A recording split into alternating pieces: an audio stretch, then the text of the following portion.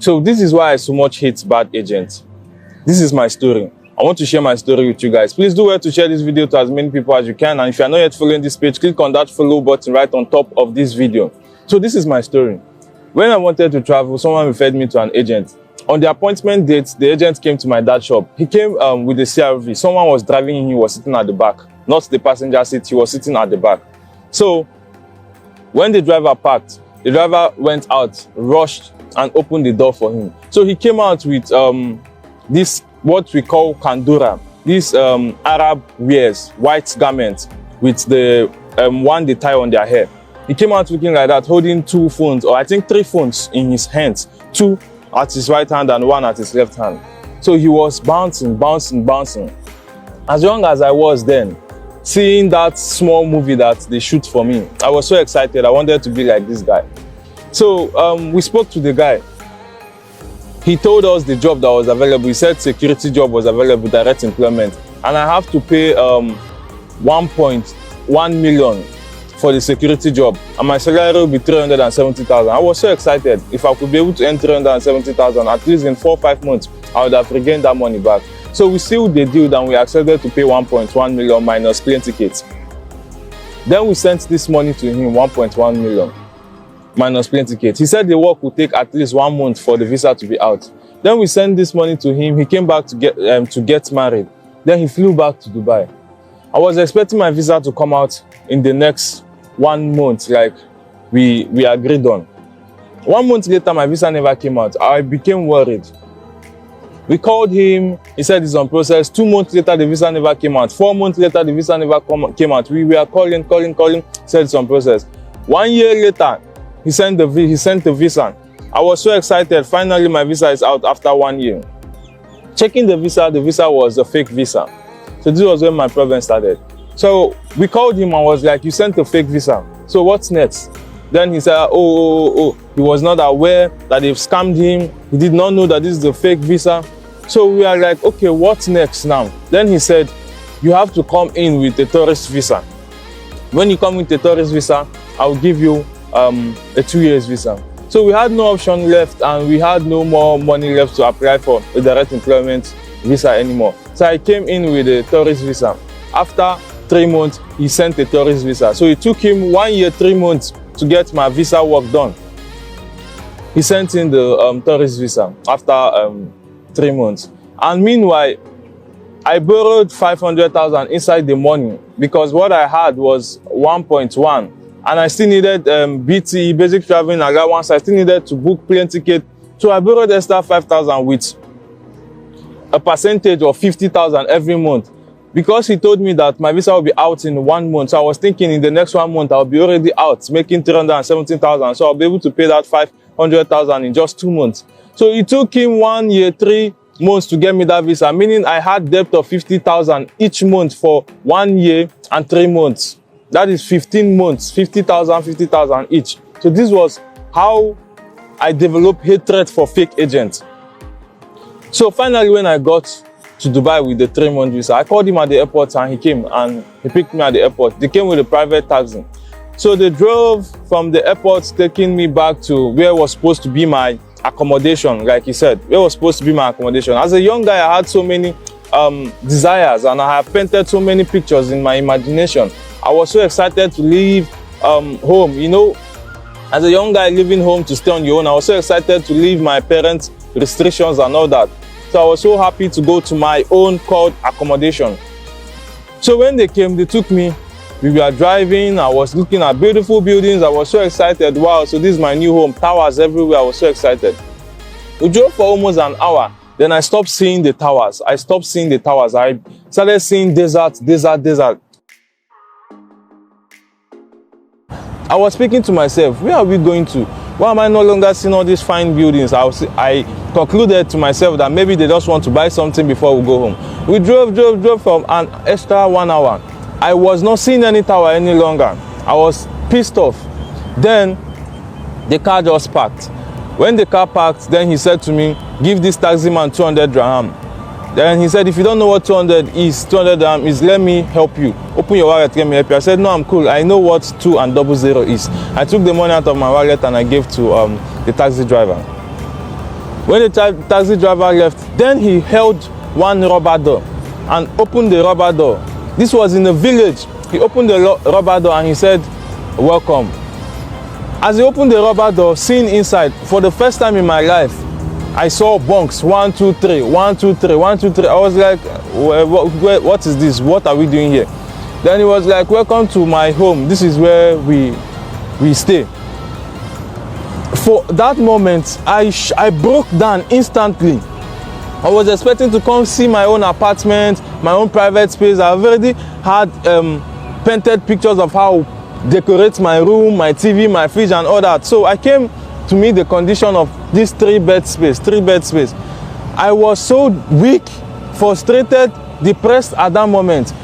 I just remember when he came to me in the first place with the car, with 2 phones in his hand, you know, bouncing. I was like, so this is where you were staying with all that shakara you were doing then. This is where I just went in. I took my bags in. I climbed up the bed. I was so tired. I just slept. I didn't say anything. I slept. So the next morning when I woke up, I felt like going back home. I had to video the place because we were not even in Dubai. We went to a village, inside the village. I had to video the place and said to my parents and be like, this is where I am at. Oh, this is where I'm at. And I don't think I can continue this. So my dad, as a man that he is, he had to start encouraging me and be like, "Son, you know how much we have spent. You can't let this money just waste." So I was even feeling guilty to just go back home and let all this money waste. I summoned up courage as a man to pick up the challenge. I have come and I have come. And the reason why I'm sharing this story is because of you guys that will just see someone's 20 years success and you want to get it in a day. That is the problem I'm having with some people living outside. You love to show people your progress without showing them what you did to get to that position. Don't give them half truth. Tell them the full truth. They should know how you struggle to get to that position so that people will stop thinking once you just travel outside, you are made. So that was how I started my life, in that condition. Then I started searching for job. Unfortunately, when I get job, that is when I heard about agent fee. They will tell me I have to pay for the job. I have to pay 100,000, sometimes 150,000 just to get a job. I was not having enough money with me. And that was 2020. Then something terrible happened. Corona came. When Corona came, they had to go lockdown. They shut down. The whole country was on lockdown. That was a big problem. I stayed 6 months without a job. Without the job, I was out of cash. I had no money. I had no job. My visa were ruined because I came with a 3-month visa. I was so confused, so depressed. As a young child that I was, I don't just know how to explain it. My world fell apart. Then, after Corona, when the lockdown was a bit relaxed, I thought to myself, what next? So is this now my life? What next? I was cashless. I've lost a lot of money. I had nothing. I had family back home depending on me. I had debt to pay. My debt was even increasing more, 50,000 every month. I had debt to pay. I was so clueless. Then I woke up one morning and I said, this is it. This is now my life. I have to summon up the courage as a man and start fighting to get my life back. What I did was, a friend of mine dashed me 10 dirham then. I went to a supermarket where they call Day to Day. I bought a bucket and a towel. I took this bucket and a towel and I went back home. Early morning by 6, I would take one of my friend's bicycle and ride this bicycle to a bank. Then I put some water in the bucket. Once people are coming to the bank to deposit or to cash out money, then I plead with them. Can I clean your car for 10 dirham? Can I clean your car for 5 dirham? So this was what I was doing. Then I would have to clean their cars. Then they'll give me sometimes 5 dirham, sometimes they'll give me 10 dirham. Then I was accumulating money, small. Every morning I will rush back to the bank with my bucket. I will be pleading, can I clean your car? Can I clean your car for 10 dirham, 5 dirham, whatever you have, just give to me. I was doing this for a while and I was raising money for a while. Then one day I went back there. When I went back there, I was supposed to do what I normally do. Then I encountered CID. What we call, people in Dubai know what CID is, but it's a department that handles criminal in their society. So I encountered CID and he was videoing me with an iPhone. I was like, what are you doing here? I said, sir, I'm just cleaning people's car. He said, under which company? Which company are you working for? I said, sir, no company, I don't have a job, I'm just trying to survive, I'm cleaning people's car. He said, would you leave this place now? I throw away the bucket because people in Dubai know what CID is. They are not people to mess with. The bucket with the water, I threw it away. The way I raised the bicycle, I matched this bicycle like a lion was chasing me, heading back home. So when I went back home, that was the end of that income. The source of income was closed. I thought to myself, what else should I do? What else? How do I survive? How do I break out of this problem that I'm facing? I have raised some money. Then I decided to leave that state, go to another state to search for a job. I left with the little money I had. I went to another state, that was Ajiman, to search for a job. So that was where I met a Syrian man who claimed he have a hotel. So he told me that they were in need of workers in this hotel. So a Cameroon guy connected me to this Syrian man, and the Cameroon guy asked me to pay agent fee, 800 dirham, for connecting me to the Syrian man who had company that is about to employ me. So I paid this money to him ignorantly and with the kind of soft heart I had then, not knowing that the world is not meant for weak people. I paid this money ignorantly to the Cameroon guy. Then he took me to the Syrian man. The Syrian man was like telling me there are a lot of Nigerian workers in the hotel, so I'll be one of them. So the Syrian man took me in his car. Hopefully, we are heading to the hotel. My bags, everything, we are in the car. We are heading to the hotel for me to resume job. He was even like, are you hungry? None of my workers will start work without eating. He bought me chicken, bought me drinks. I was with them. I didn't eat them yet, but I was still holding them in my hand. So we are driving now, hopefully I was going to the hotel. So he stopped in front of a mosque and he said, 5 minutes, I have to pray. This is prayer time. I have to pray 5 minutes. So we went to the mosque. I was not a Muslim. I'm not a Muslim, so I did not enter inside the mosque. I stood outside. He pulled his shoes outside the mosque and he went inside. I was waiting for him outside the mosque. I did not know that he entered the mosque, followed the back door, go and take his car, and he left. 2 hours, 3 hours, I was there. No one was coming outside.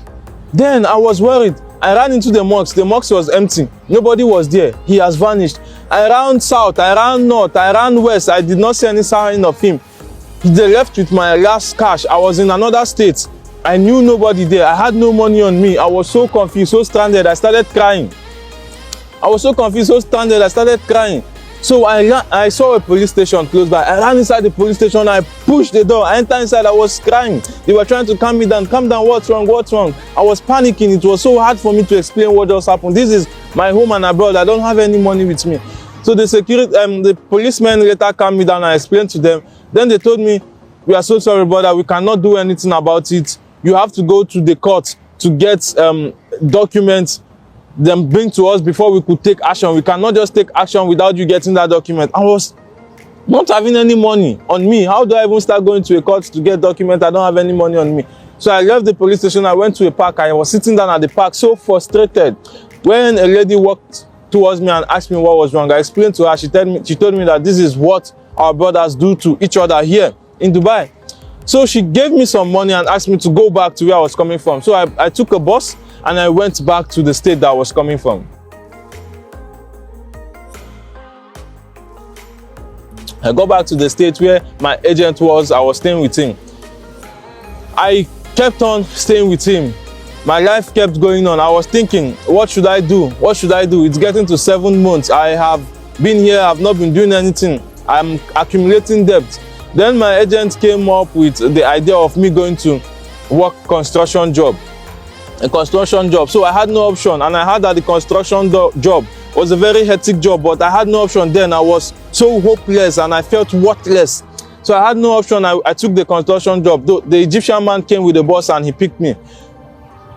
He took me inside where they normally dump dirt. That was where the accommodation is, where they normally dump dirt. So reaching to the accommodation, there was no gas to cook. There was no pots, nothing. So I went to the bed. My bed was up. I was sleeping up. There was a lot of chinch. I don't know if you know what chinch is. Bed bug. There was a lot of bed bug in the accommodation that was biting me. I was enduring because I had no option.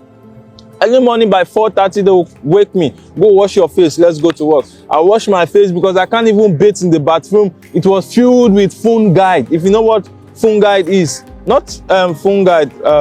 What's it called?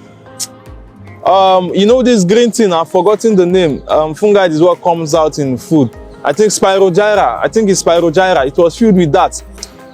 I could not even bathe. I just washed my face. Then there's a finger bread they do sell here. The bread used to be 6, like fingers, 6 in a pack. That was what I'll buy. I'll eat just 2 of that. Then I go to work. Then I was here. I was lifting blocks, mixing cement. The first day at the site, they said I should take 50 bags of cement up the tower, and there was no step, so they had to put a wood ladder. So I had to carry the cement in my head, climbing this wood ladder, going to the top to keep the cement there, where I would later mix it and serve it to those people plastering the wall. I was doing this, mixing cement, carrying blocks, serving them. It came to a point, the third day, I was frustrated. I did not tell my parents that this was what I was doing. I was so frustrated. I said, God, is this what my life has become? Is this what I spent almost 1.7 million to become? So I had 1.7 million of my own, and I took it and gave to someone and come here to start suffering or what? I was asking God so many questions. Why me? What have I done? What did I do to deserve this hardship? I was so frustrated. So I had decided to call my dad and tell him, this is what I'm doing here. So my dad was so pissed off with my agent. He was like, so this is what you sent my son to go and kill himself. My dad said, leave that place, go back home. You can't do that. My mom was like, oh, if this is what you are going to be doing, please come back home, come back home, come back home. At that moment, I retreated. I stopped the work. I went back home. I retreated. I had to go and think for myself. I said, should I go back home? And definitely if I go back home, my parents will welcome me. After 1 week, the pain of the money we lost will come back, and they will start looking at me somehow like a failure. Should you go back home and be a failure? Or stay here and become a man, face whatever situation you have to face, fight for yourself and get it done? Then my heart became stiff because I went through a lot to get to the point that I was. So I sat to myself and I thought, so what should I do? I decided that no going back. This is now my new life. I accepted my new life. So one day I woke up and I decided I'm leaving this village, because I went back to where he normally stayed, Vakasama. It was a village. I decided I'm leaving this village because there are no job opportunities there. I have toured the whole Vakasama with my foot. Early morning, I will be trekking distance that you won't believe that is trekkable. I do trek it in search of job. There was no job in that community because it was a little city, more like their village. I decided to leave. I woke up one morning, I took my bag. I had just 40 dirham on me. I took the bus coming to Charger. I decided that either I get a job here or I die here. I came to Charger. No money on me, no money remaining. I was searching for job, dragging my bags up and down, searching for job, dragging my bags up and down. Where I met a friend of mine, his name was Martins. So he told me that there was a job in one aluminium company in Dubai, Business Bay. He took me there. We met the foreman of the company. The foreman said that the company manager is not around, that, but they are in need of workers, so we should wait for him.